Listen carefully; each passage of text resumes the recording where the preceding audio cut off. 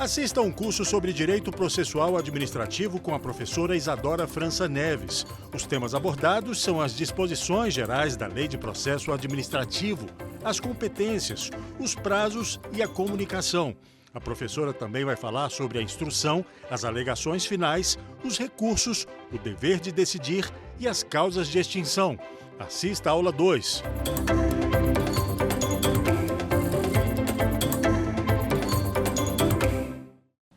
Olá, sejam todos bem-vindos a mais um programa do Saber Direito, promovido pela TV Justiça. Eu sou Isadora França Neves, sou advogada especializada em Direito Administrativo, professora na Universidade Católica de Brasília, mestre em Direito pela Universidade de Brasília e também sou presidente da Comissão de Empreendedorismo Jurídico da OABDF. É um prazer estar aqui tratando de um tema tão relevante que é sobre a Lei de Processo Administrativo. Na nossa última aula, nós trouxemos as principais questões, as principais considerações gerais sobre a Lei 9784 de 99. Nós falamos ainda sobre a constitucionalização do direito administrativo como uma forma de superação de um paradigma tradicional de direito administrativo focado na figura do Estado, focado numa questão autoritária, focado, centralizado no ato. Eu propus para vocês a possibilidade de nós retirarmos a lupa do ato administrativo, ampliando a nossa visão para o processo administrativo. Comentei sobre as diferenças entre processo e procedimento, trazendo a questão, trazendo o colorido constitucional para análise dessa Lei 9784, no sentido de que, conforme artigo 5º, inciso 55 da Constituição Federal, os processos, sejam de cunho administrativo ou judicial, devem assegurar aos litigantes os princípios do contraditório e da ampla defesa. Falei ainda sobre a necessidade de que nós respeitemos os princípios constitucionais, os quais foram novamente colocados no artigo 2º da Lei 9784, princípios como a segurança jurídica, a moralidade, a eficiência, a proporcionalidade e o meu preferido, o princípio da segurança jurídica. Falei também que o processo administrativo é justamente uma forma de nós retirarmos a pessoalidade da administração pública na condução de seus atos, na medida em que o processo administrativo atua como um filtro, como uma forma de fazer com que a administração respeite os direitos dos administrados. Nesse quesito, também comentei dos direitos e deveres dos administrados, comentando sobre uma balança e trouxe algumas questões bastante relevantes para que você fixasse o seu aprendizado. Eu convido você a continuar comigo nessa jornada para que nós possamos explorar a Lei 9784 e os seus principais artigos.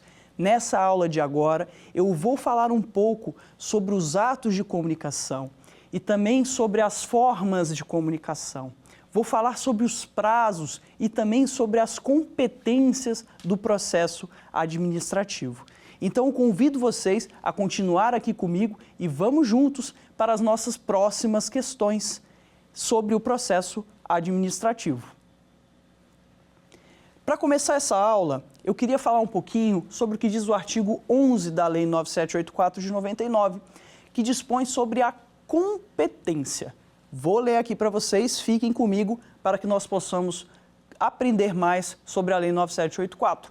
O artigo 11 estabelece que a competência ela é irrenunciável, ou seja, se o texto de lei atribuiu aquela competência a uma determinada autoridade, o órgão ele não pode renunciar àquela competência, certo?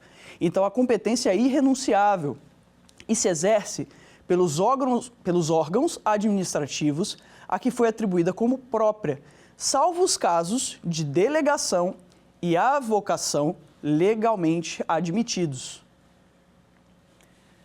O que é delegação e o que é avocação? A delegação de competência é quando você, autoridade, órgão, entidade, tem uma competência específica e você delega para uma autoridade de nível inferior, em termos de posição hierárquica, para que ele possa exercer aquela atividade, aquela competência em seu lugar. Um ato de delegação, ele tem que ser formal, ele tem que estar colocado em um mecanismo oficial. Eu tenho que dizer para quem eu estou delegando aquela competência, com que finalidade eu estou delegando aquela competência, qual a extensão daquela competência e quais os motivos daquela competência. Eu posso delegar a competência para uma autoridade hierarquicamente inferior, mas eu não posso renunciar a essa competência. O que eu posso fazer é delegar. Da mesma forma, a avocação funciona em sentido contrário. A avocação da competência é quando eu já detinha aquela competência ou aquela determinada autoridade detinha uma competência e eu, por alguma razão, eu posso avocar, ou seja, chamar para mim. Então, quando eu estou delegando, eu estou dando aquela competência, eu estou atribuindo aquela competência. E quando eu estou avocando, eu estou pegando de volta. Delegar, dar. Avocar, chamar para si. Dessa forma, você não vai errar, ok? Então, vamos seguindo para os próximos artigos da Lei 9784 de 99. Importante, o artigo 17, ele fala sobre as questões ainda de competência e autoridade decisória. Quando para um determinado ato administrativo, relacionado com uma decisão, eu comecei o processo administrativo e eu não está especificado ali no órgão quem é que vai fazer aquela decisão, para quem que eu tenho que direcionar, para quem que eu tenho que endereçar. O que o artigo 17 diz sobre isso? O artigo 17, ele diz que, via de regra, se não tiver indicando em algum dispositivo, em alguma portaria, em algum normativo próprio do órgão, regimento interno, que a pessoa, que a autoridade que deve começar esse processo é aquela autoridade de menor grau hierárquico para decidir. Então, se você não souber, se não estiver especificado lá, no regimento ou onde quer que seja que você esteja procurando para dar entrada no seu processo administrativo, no seu requerimento, você vai procurar autoridades de menor grau hierárquico, tá certo? E ainda falando sobre hierarquia, é importante ter isso em mente. Lembra que nós falamos a respeito de delegação e avocação de competências? É um ponto muito importante também que eu tenho que tratar com vocês, que costuma cair bastante em provas de concurso, em provas do OAB, inclusive já aconteceu também em um caso que eu vou contar aqui para vocês na minha carreira de advogado, que é o seguinte: a competência, como nós colocamos aqui, ela é a regra. E a delegação, ela é a exceção. Eu posso delegar alguns atos, mas isso tem que seguir uma série de formalidades, tá certo? Isso tem que ser publicizado, isso tem que estar disponível para a parte, para o administrado que está ali, o interessado, ter ciência, porque veja, se ele não tiver ciência, para que ele vai endereçar? Às vezes ele pode endereçar errado.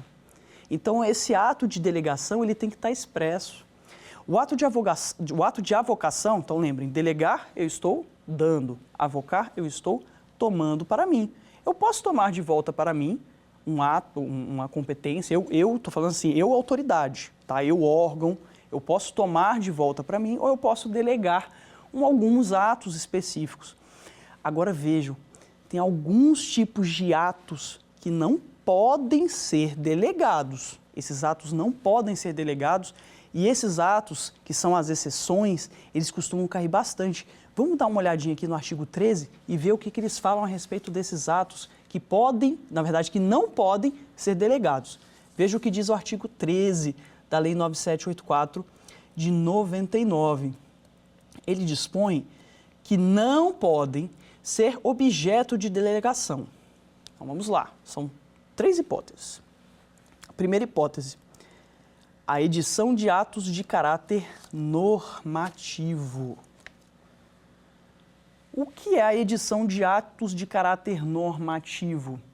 Veja, se um determinado órgão administrativo, uma administração pública, foi atribuído a um determinado setor, o poder normativo, ou seja, a capacidade de editar portarias, de editar normativas que vão reger, que vão regulamentar ali o trâmite interno, lógico, desde que dentro de uma roupagem constitucional, como nós estamos falando aqui de forma reiterada, ele não pode pegar essa competência e delegar para outra pessoa. Ele não pode fazer isso porque aquilo foi atribuído a ele por lei, quando da criação daquele determinado órgão, daquela determinada autarquia. Portanto, essa forma de determinação, essa forma de ditar o procedimento, essa forma de escrever as normas específicas, e norma que a gente está colocando no sentido amplo da palavra, ele não pode delegar. Se foi atribuído a ele, ele não pode dar. Ele não pode fazer isso, tá certo? Então essa é a primeira hipótese na qual a delegação não é aceita em uma lei, conforme o artigo 13, inciso 1º, da Lei 9784 de 99. Vamos para a segunda hipótese, que também está no artigo 13, inciso 2º. Ele está aqui. Então, lembrem-se, não pode ser objeto de delegação normas, tá? A edição de normas, a edição de atos de caráter normativo. Isso é o que diz o primeiro inciso, tá certo? O segundo inciso, a decisão de recursos administrativos. Vejam, o artigo 13, inciso 2º, diz que a decisão de recursos administrativos, ela não pode ser objeto de delegação, tá certo? Então, igualmente, além da edição de normas e de atos de caráter normativo, a decisão de recurso, se aquela autoridade foi atribuída a finalidade, a competência para decidir um recurso, eu não posso delegar para uma autoridade hierarquicamente inferior. Porque, vejam, se a mim foi atribuído a finalidade, a competência para decidir aquele recurso, eu não posso delegar para uma outra pessoa, porque senão eu vou estar ferindo o próprio direito de recurso. O recurso pressupõe que as suas razões sejam analisadas por uma outra pessoa de nível hierárquico superior. Então, via de regra, eu não posso fazer isso. Via de regra, não, eu não posso fazer isso, tá certo? Porque nós temos também, por exemplo, o recurso de embargos de declaração, que via de regra é endereçado, né? Assim, via de regra não, ele é endereçado para a mesma autoridade. Mas o recurso administrativo, ele deve ser analisado pela autoridade superior. Então, se eu permito que uma delegação de competência para decidir recurso seja feita, eu estou ferindo o próprio direito da parte de recorrer. Veja como o direito administrativo é interessante, ele é bastante lógico. Se você for parar para pensar, não há uma diferença tão grande, não tem uma questão assim que você tenha problema com a lógica. É pura lógica, se você for parar para analisar, é uma lógica de roupagem constitucional. Portanto, se eu tenho que assegurar o direito de recorrer, com todos os meios, o artigo 5º, inciso 55 da Constituição, fala que aos litigantes em processos judiciais ou administrativos, a esses litigantes devem ser assegurados o direito de defesa com todos os meios e recursos a ele inerentes, seja na produção de provas, seja na própria apresentação de recurso. Se eu estou delegando a competência para decidir esse recurso, eu estou ferindo o direito constitucional. Portanto, se você for parar para analisar sobre a lógica constitucional, você não precisaria nem, em tese, decorar a Lei 9784. Isso é uma lógica constitucional, isso é uma lógica processual. Eu não posso delegar a competência para decidir recursos administrativos. Isso ficou bem fixado? Eu espero que sim. Então, por enquanto, nós vimos duas hipóteses: a edição de atos de caráter normativo e a decisão de recursos. Isso não pode, de jeito nenhum, ser objeto de delegação. Se vocês identificarem isso, vocês estão diante de uma falha processual muito grande, por força do que dispõe o artigo 13 da Lei 9784 de 99. E agora vamos para a terceira e última hipótese, na qual a delegação não é admitida. vamos lá. O artigo 13 dispõe, em seu inciso 3º, que as matérias de competência exclusiva do órgão ou autoridade também não podem ser delegadas. O que seriam as matérias de competência exclusiva do órgão ou autoridade?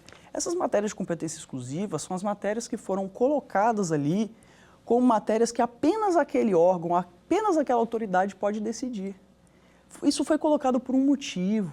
Muito provavelmente aquela autoridade, aquele setor da administração é o que detém a competência técnica, é o que detém a competência política para fazer aquele determinado tipo de decisão. Se isso foi colocado na lei, eu não posso delegar. Se isso foi colocado na lei de criação, eu não posso delegar. Tá certo? Então, as 3 hipóteses nas quais a delegação não é admitida, primeiro, edição de atos de caráter normativo. Segundo, decisão de recursos. E terceiro, que a gente colocou aqui agora, é quando for atribuída a competência exclusiva para aquela autoridade decidir, aquela autoridade ou aquele órgão decidir uma determinada matéria, tá certo? Então, essas são as 3 hipóteses nas quais a delegação, ou seja, eu dar a possibilidade de uma autoridade de nível hierárquico inferior, eu não posso fazer isso. Então, nessas 3 hipóteses, eu não posso delegar, que é dar o poder, né, por meio de ato próprio. Lembre-se que essa delegação ela também não pode ser, ela tem que respeitar o princípio da publicidade, tá certo? Então, ela tem que estar colocada em diário oficial, especificando para quem que está sendo delegado, o que está sendo delegado, porque senão, veja, como é que eu vou saber que a autoridade não está delegando o poder normativo? Ou a possibilidade de decidir recursos. Vejam, sobre isso eu tenho um caso muito interessante no qual eu advoguei uma vez e eu queria compartilhar com vocês. Eu vou contar essa história porque ela é muito interessante. Ela traz um pouco da minha prática como advogada nesses casos que envolvem a Lei 9784 de 99. O que aconteceu nesse caso? Eu era advogada de uma empresa que fazia várias licitações. Era uma empresa que prestava serviços de engenharia consultiva. Apenas para fins de elucidação, uma empresa que presta serviços de engenharia consultiva, geralmente, elas são aquelas empresas que elas prestam um serviço de assessoramento, um serviço de fiscalização de obras de engenharia. Então, ela não é necessariamente aquela empresa que vai executar a obra, ela não é empreiteira, ela é aquela empresa que vai atuar ali, lado a lado com a administração, verificando, fazendo a fiscalização em conjunto, aferindo para ver se os procedimentos estão sendo adotados de forma correta, analisando para ver se a empreiteira ou a executora está fazendo tudo direitinho e fazendo isso por meio de alguns relatórios que ela vai encaminhar à administração, tá? E para verificar também a medição dessas obras. Então, as empresas de engenharia consultiva, elas fazem esse trabalho consultivo. Eles estão ali não executando, mas eles estão acompanhando a execução de um determinado empreendimento. Estou falando em termos bastante gerais, só para que vocês entendam o exemplo que eu vou trazer aqui para vocês. Então, eu advogava para essa empresa de obras, essa empresa que fiscalizava obras, né, que era uma empresa de engenharia consultiva, e essas empresas geralmente elas vivem de licitação, que é uma outra grande área que eu gosto bastante. Depois eu vou falar um pouquinho para vocês. Mas, enfim, era uma empresa que tinha essa como vida, né, como sua atividade econômica principal, a natureza ali da sua atividade econômica principal, participar de várias licitações, né, em todo o Brasil. E essa empresa, ela sempre estava participando de vários certames. Só que o que aconteceu? Em um determinado certame, ela foi desclassificada, porque tinham colocado uma sanção contra essa empresa, uma penalidade contra essa empresa, impedindo ela de licitar, uma sanção gravíssima de impedimento de licitar e contratar com a União. E a licitação que ela estava pleiteando era uma licitação de órgão federal. Então, meus queridos, o que aconteceu? Eles vieram me procurar. Eles vieram me procurar porque ficaram extremamente preocupados, porque além de ter o problema de não ter ganhado, de ter sido desclassificado nessa licitação, todas as demais poderiam ter problemas com eventuais aditivos, e eles não poderiam participar de outras. Era uma empresa que tinha muitas operações ao longo de todo o Brasil, ao redor de todo o Brasil.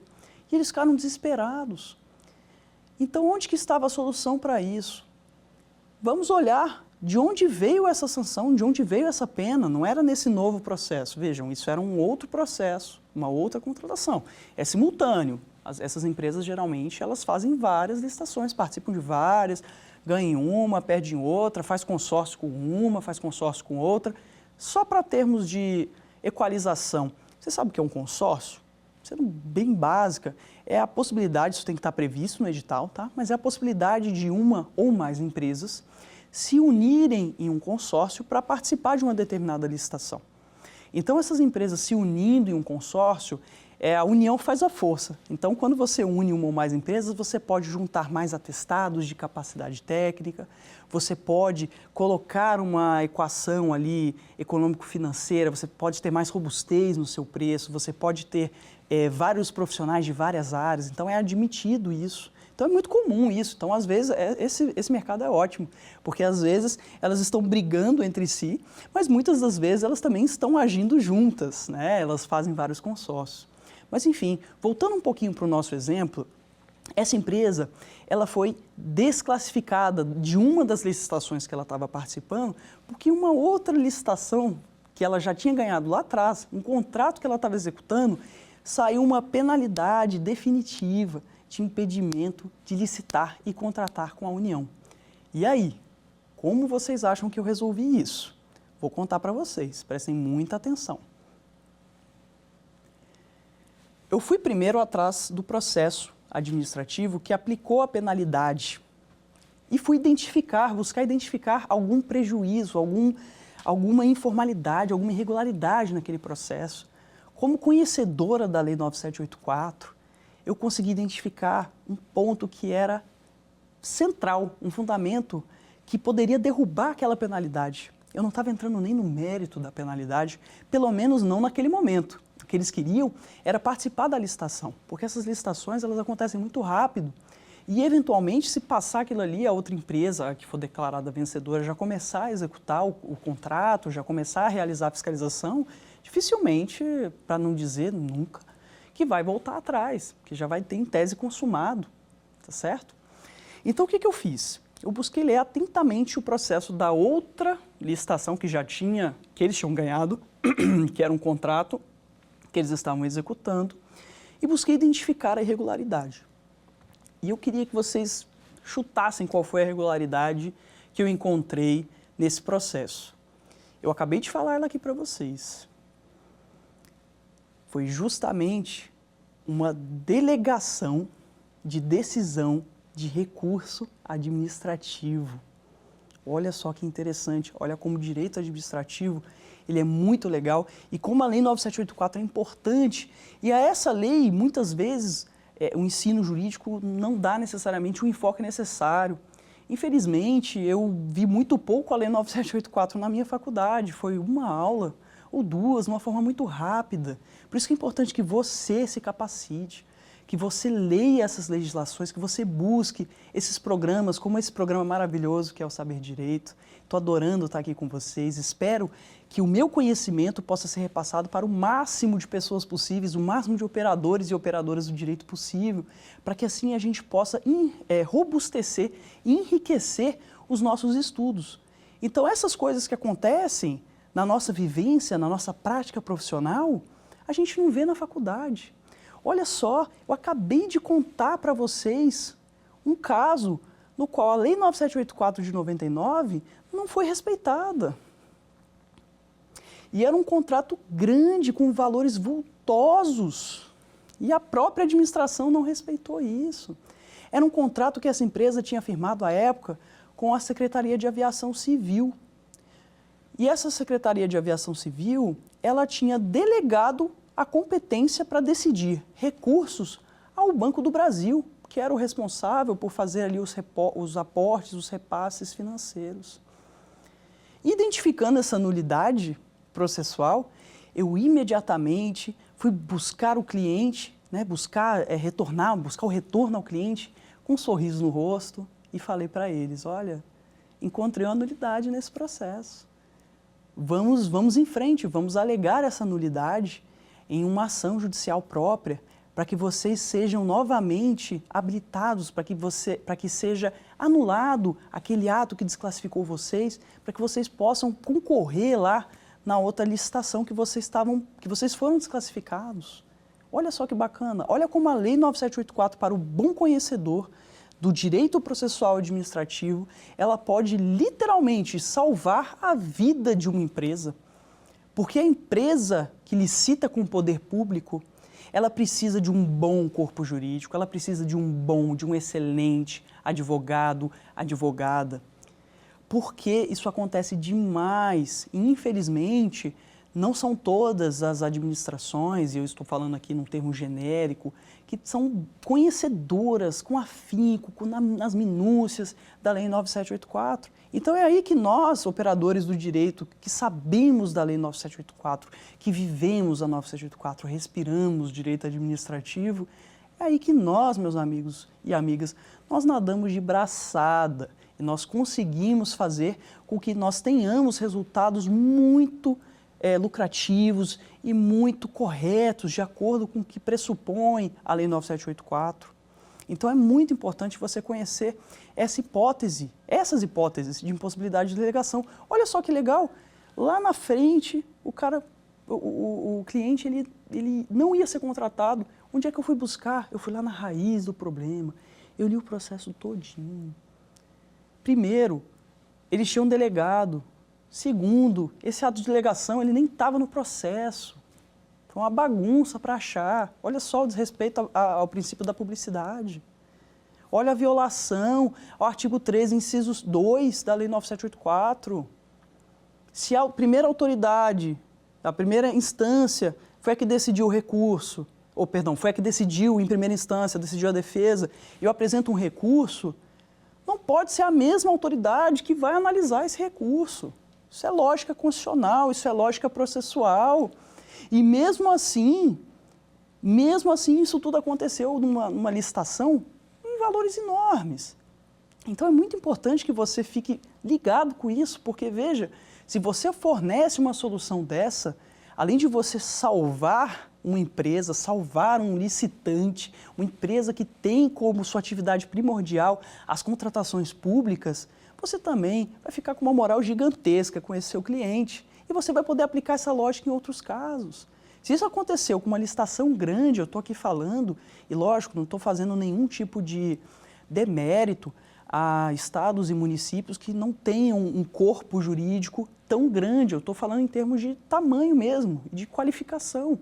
Se isso aconteceu em um pregão, que à época era até um pregão, né, uma licitação de nível federal, que via de regra, e era aqui em Brasília, que via de regra nós temos aqui até pelo próprio fato de existirem os tribunais superiores aqui em Brasília e toda a centralização do governo federal e também o governo distrital, então naturalmente é mais comum que existam pessoas e o corpo jurídico mais qualificado nesse sentido de existir mais gente que possa conhecer esses pontos, esses aspectos da Lei 9784 e que trabalhe rotineiramente com isso.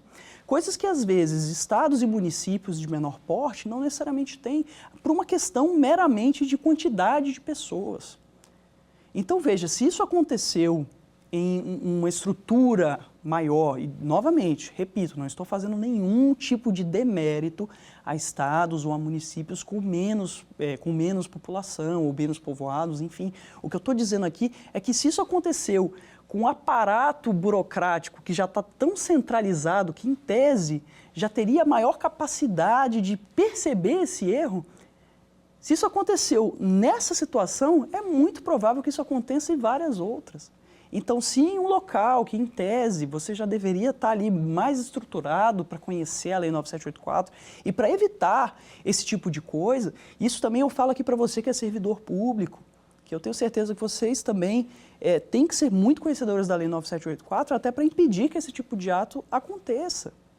Vejam, com isso a sociedade toda ganha como um todo. Nós não estamos falando aqui, eu falo muito que tem que haver uma superação da administração pública sob um viés autocrata, autoritário, mas eu não estou propondo aqui a extinção disso, não é isso. tá? De todas as formas, nós temos que respeitar o princípio do interesse público. A única coisa que eu estou colocando aqui é que a própria administração pública também deve ser conhecedora da Lei 9784, para que possa aplicar a Lei 9784 e impedir com isso, por exemplo, uma judicialização excessiva.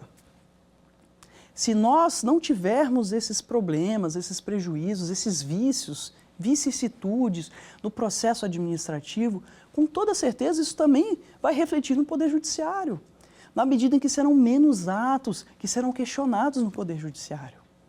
Tá certo? Então, veja, isso é um ponto muito importante que eu tenho que trazer aqui para vocês também.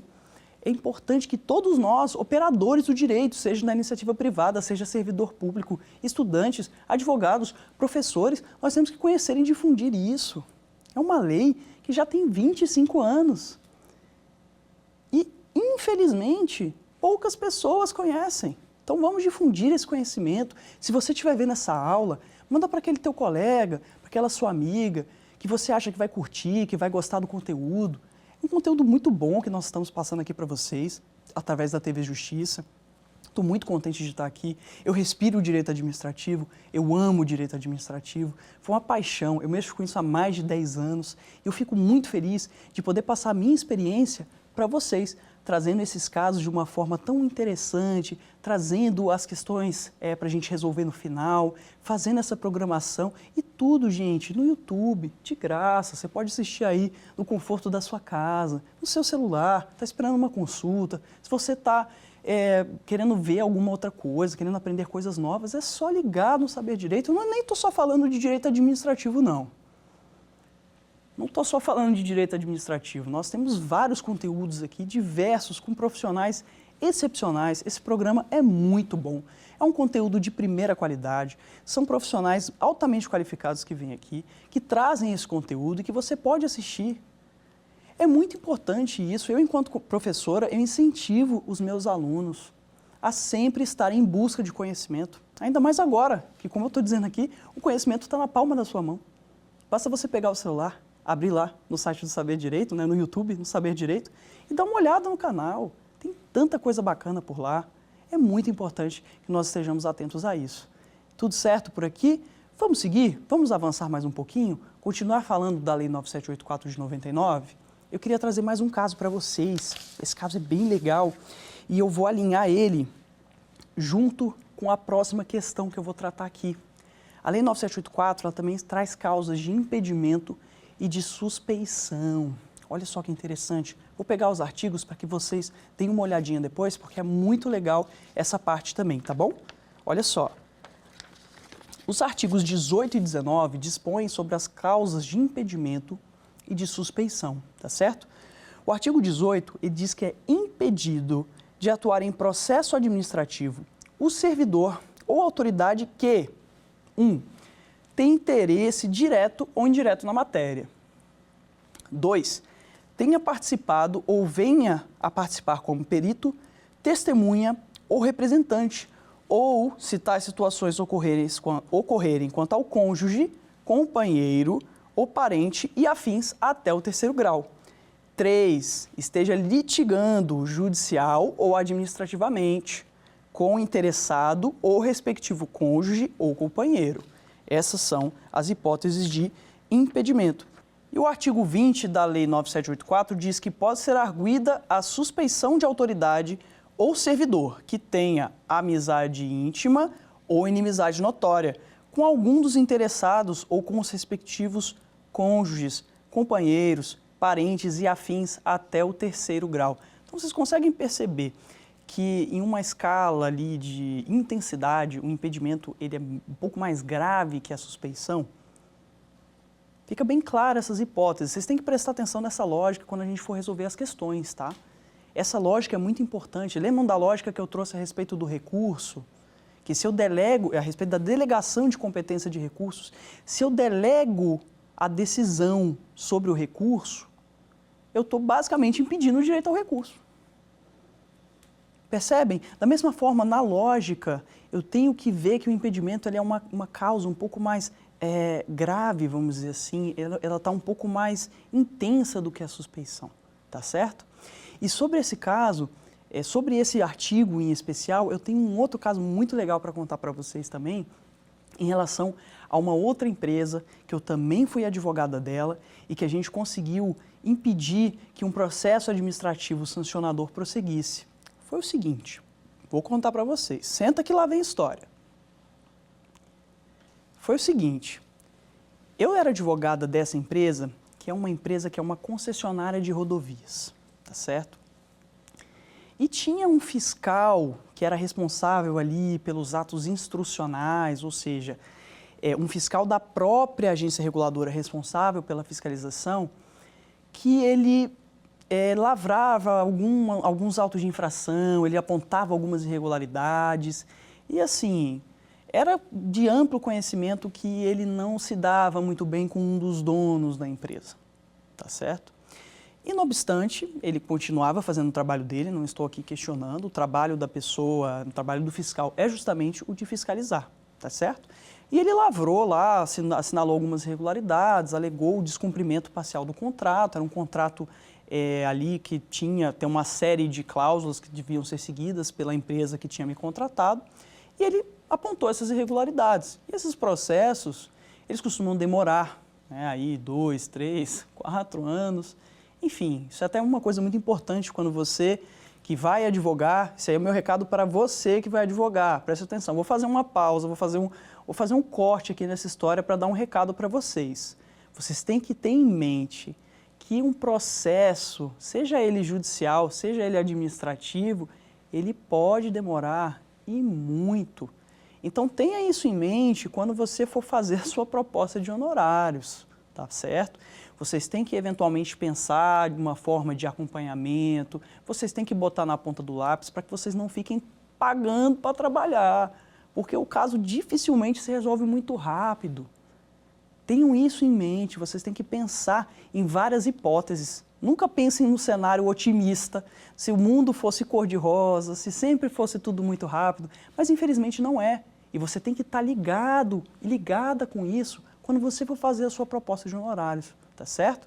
Então vamos voltar para o nosso exemplo aqui. Vamos voltar, mas eu achei muito importante fazer essa parte, porque lá na nossa Comissão de Empreendedorismo Jurídico é uma das principais queixas de muitos jovens advogados que chegam para conversar com a gente perguntando, poxa, eu não sei cobrar.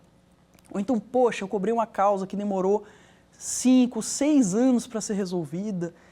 Eu cobrei um valor tão baixo, mas tão baixo, que no primeiro ano eu já estava pagando para trabalhar.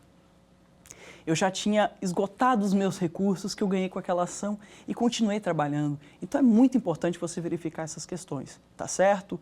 Não esqueçam disso. Agora vamos voltar para a nossa história. Vamos voltar para o nosso caso. O que eu estava falando era justamente que lá atrás, essa pessoa que era um servidor, ele lavrou, ele disse, ele apontou, fez um relatório dizendo várias irregularidades na execução do contrato, falando que a empresa que veio a me contratar estaria descumprindo o contrato. Isso é uma alegação muito grave, porque como nós vimos, isso pode eventualmente dar uma série de penalidades, não só penalidades pecuniárias, pena de multa, mas também a aplicação de outras sanções, como impedimento de licitar, por exemplo, como foi naquele outro caso que eu contei para vocês agora há pouco. Então os anos foram se passando, o processo foi correndo e naturalmente, porque justamente, eu imagino, que essa pessoa, esse servidor que tinha lavrado esse auto, que tinha colocado esse relatório dizendo que a empresa não estava executando nada, que estava tudo errado, ele foi promovido lá dentro.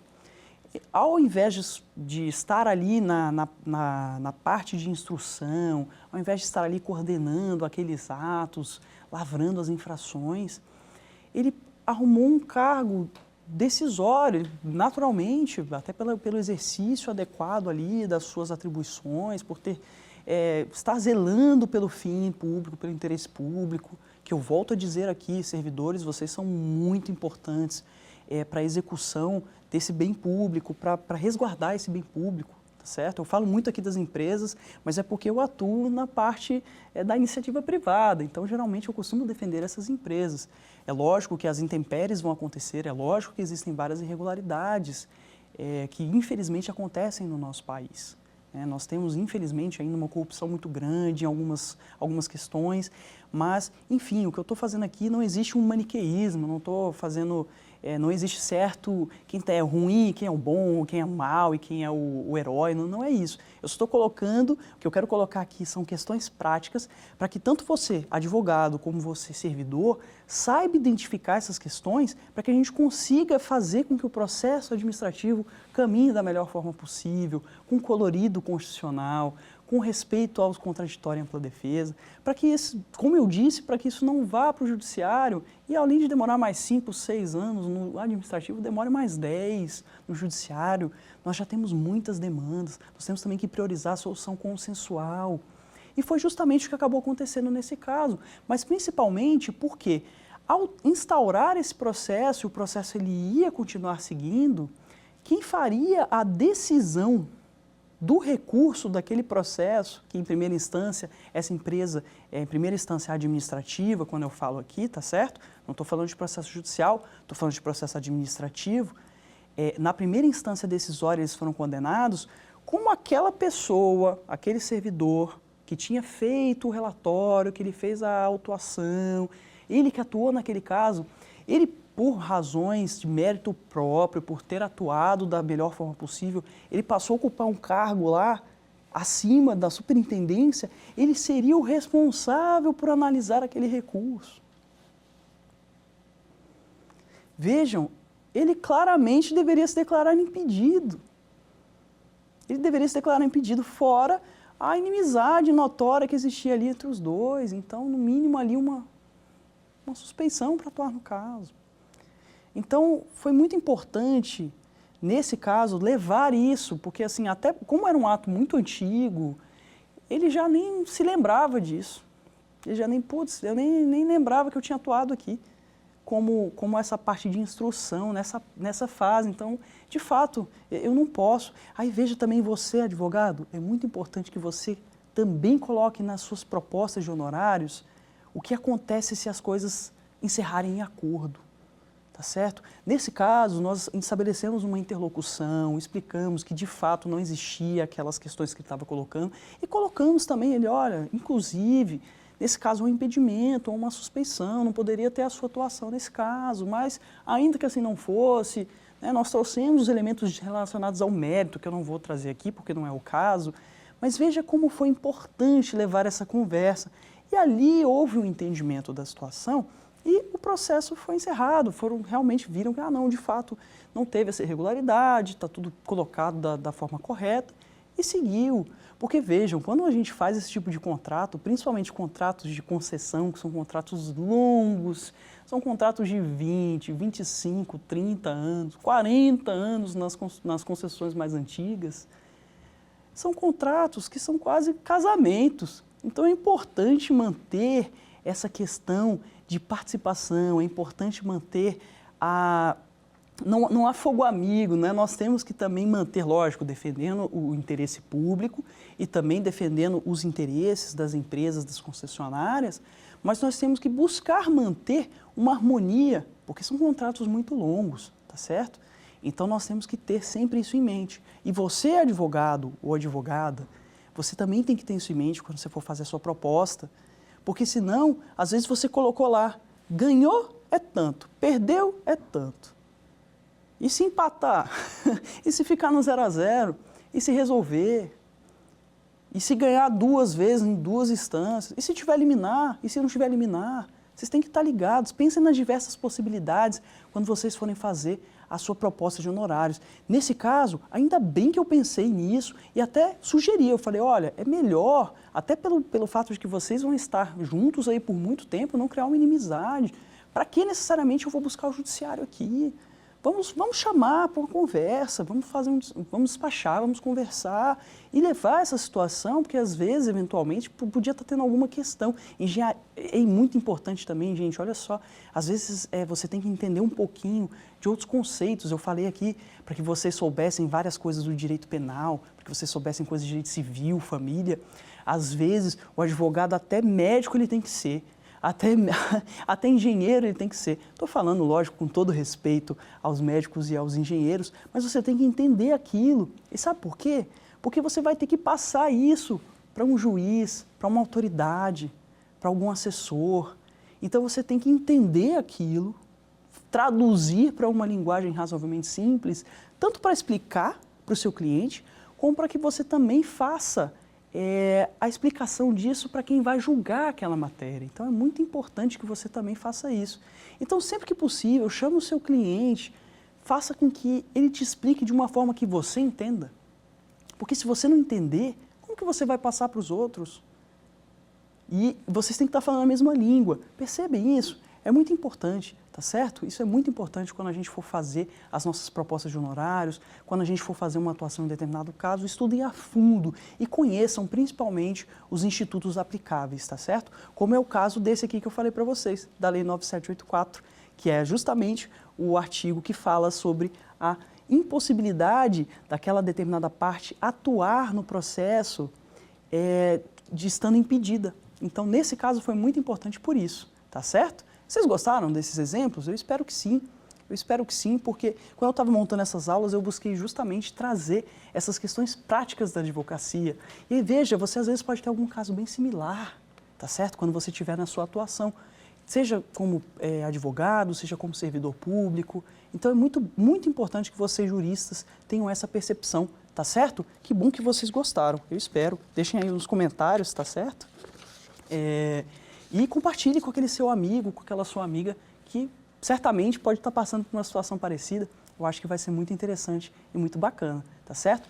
Caminhando para o final dessa aula, eu gostaria de falar um pouquinho para vocês sobre a forma de comunicação do processo. O artigo 28, inciso 2º da Lei 9784, perdão, o artigo 26 dispõe quais são as hipóteses, quais são as questões que têm que estar colocadas na notificação, tá certo? Como se inicia o processo, como se dá a comunicação do processo. Isso tem muito a ver, vamos trabalhar com a lógica de novo, vamos trabalhar com a lógica. Se a gente está trabalhando o processo administrativo sob uma ótica constitucional, sob uma ótica de uma democracia participativa, eu tenho que respeitar o direito de ampla defesa. E como que eu vou me defender do que eu não conheço?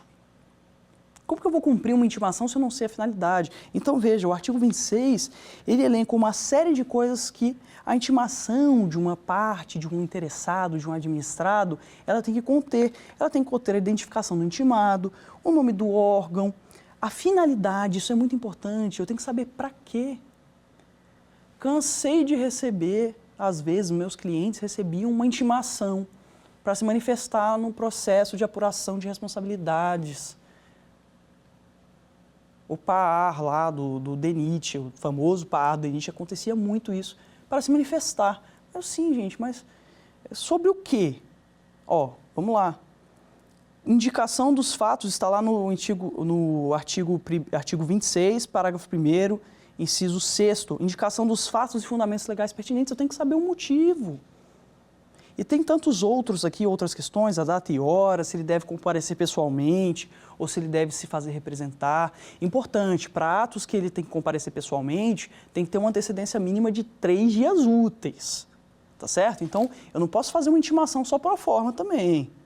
Eu não posso chegar lá e entregar a notificação, a intimação para a parte num dia para ela estar lá no outro de manhã. Isso não pode. Isso é o quê, gente? Vamos usar a lógica constitucional. Isso é respeito ao devido processo administrativo. Isso é respeito ao contraditório e à ampla defesa. Então, é muito importante. Então, você, servidor, quando você for fazer, eventualmente, alguma intimação, alguma notificação, se atente a esses artigos da 9784. Se atente a esses artigos da 9784. E você, advogado ou parte interessada, se atente também a esses atos, questione. Pergunte, receba a intimação e responda da seguinte forma. Já faça essa preliminar aí, já coloque isso, eu tenho que entender. Eu estou sendo intimado para falar de quê, para quê e por quê. Como é que eu vou me defender de algo que eu não conheço? Será que eu tenho que me defender mesmo ou será que é só prestar alguma informação? Tá certo? Então isso é muito importante, ok? E em relação aos prazos, era mais isso que eu tinha que falar para vocês, mas para a gente se encaminhar para o final da aula, eu queria falar também em relação aos prazos do processo. antes da gente ir para o quiz, para a gente poder fixar esse conteúdo de uma forma bacana, tá certo? Vamos falar rapidinho dos prazos. Em relação aos prazos, o artigo 66, ele dispõe que os prazos começam a partir da data da cientificação oficial, excluindo-se da contagem o dia do começo e incluindo-se o do vencimento. Se esse prazo ele findar em dia não útil, ele vai ser prorrogado para o dia útil subsequente. Essa parte ela é igualzinha ao processo judicial. Então, exclui-se o início e inclui-se o do fim. Beleza? E se caiu num sábado o fim do prazo, prorroga para o próximo subsequente, está tudo certo. Agora tem uma coisa que, infelizmente, a gente ainda não conseguiu. Prestem atenção nisso. Os processos administrativos, os prazos dos processos administrativos, eles são contados em dias corridos, não são dias úteis. Então, prestem muita atenção nisso. Às vezes, você que é advogado, que já está bem acostumado com o processo civil, com o judiciário, às vezes pega um processo administrativo e, puxa, imagina se você escorrega nisso. Os prazos são contados em dias corridos e não dias úteis, tá certo? Espero que vocês tenham gostado dessa aula. Vamos fixar o conteúdo com quiz? Vamos lá?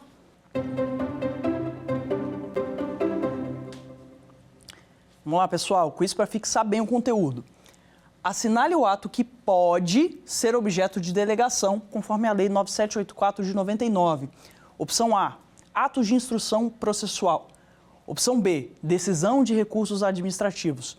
Opção C, edição de atos de caráter normativo. Opção D, matéria de competência exclusiva da presidência do órgão administrativo. Pessoal, questão fácil, né? Questão fácil. O ato que pode ser objeto de delegação é justamente o que está descrito aqui na letra A. Atos de instrução processual. Eu posso delegar a instrução processual, tá certo? Agora, as três outras opções são justamente os três incisos do artigo 13. São as opções que eu não posso delegar. Eu falei muito aqui com vocês sobre isso. Então, a opção A, esses atos de instrução processual, eles podem sim ser delegados. Vamos para a próxima pergunta.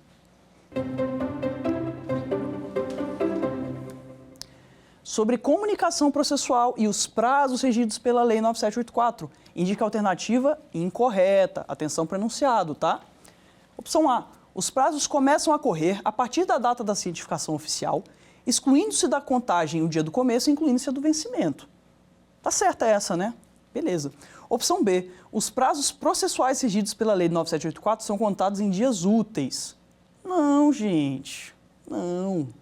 Alternativa incorreta, já vi aqui, letra B, acabei de falar. Não são contados em dias úteis, tá certo? A opção incorreta é a letra B, tá certo? Mas vamos seguir. C. As intimações serão nulas quando feitas sem observância das prescrições legais, mas o comparecimento espontâneo do administrado supre a sua falta ou irregularidade. Vamos trabalhar com a lógica. Eu tenho uma falha ali na intimação, mas se eu compareci no processo para indicar aquela falha, se eu compareci, eu já supri a intimação. Então, pela lógica, sim, se eu compareci espontaneamente, então a nulidade da intimação ela foi superada. Então, essa questão está correta. E D, a intimação deve observar uma antecedência mínima de 3 dias úteis quanto à data de comparecimento. Lembram da lógica também que eu falei para vocês? Eu não posso dar uma notificação para a pessoa aparecer no dia seguinte. Eu tenho que dar uns 3 dias úteis. Isso é contraditório, isso é para defesa, isso é para evitar que a pessoa ali, eventualmente, seja até coagida a não aparecer, tá certo? Então, vamos lá. A alternativa incorreta, opção B, porque estava dizendo que a Lei 9784, os prazos dela são em dias úteis. E não são em dias corridos. Preste atenção nisso. Vamos para a próxima questão.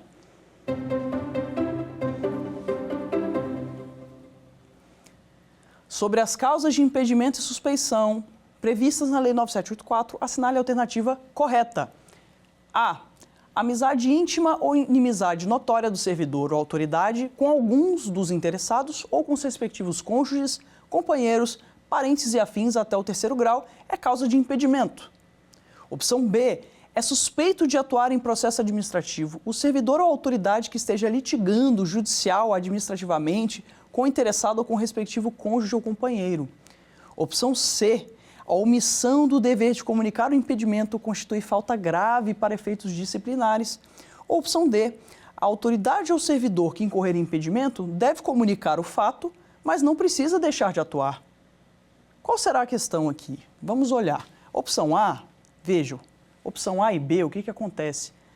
estão trocadas. Olha só, essa causa da opção A não é causa de impedimento, é causa de suspeição. E o que está descrito na opção B não é causa de suspeição, é causa de impedimento, ela é muito mais grave. Lembra do que eu falei para vocês, da gravidade ali da situação? Tá certo? A opção D, vejam como ela não se adequa, porque se eu comunico o impedimento, eu tenho que deixar de atuar. Não faz sentido. Sempre trabalhamos com a lógica. Olha só, se eu vou comunicar o impedimento, mas não vou deixar de atuar no processo, não pode, não faz sentido. Então a opção correta é a opção C. A omissão do dever de comunicar impedimento constitui falta grave para efeitos disciplinares. Eu não posso abrir mão disso, eu tenho que comunicar e não posso atuar mais.